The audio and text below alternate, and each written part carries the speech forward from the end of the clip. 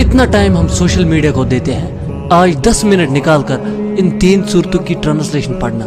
سورہ انفطار، سورہ انشقاق اور سورہ تکویر، پھر دیکھنا کہ قیامت کا دن کیسا ہولناک دن ہوگا۔ اللہ تعالیٰ نے قرآن میں فرمایا کہ وہ دن ایسا ہے جو بچوں کو بھی بوڑھا کر دے،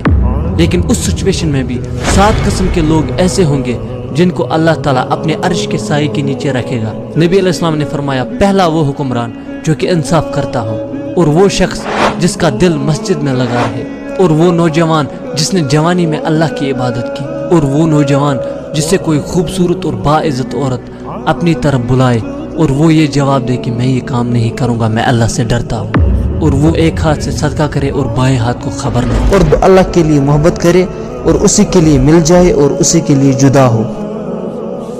اور وہ نوجوان جو اکیلے میں بیٹھ کے اللہ کو یاد کرے اور اس کی آنکھوں سے آنسو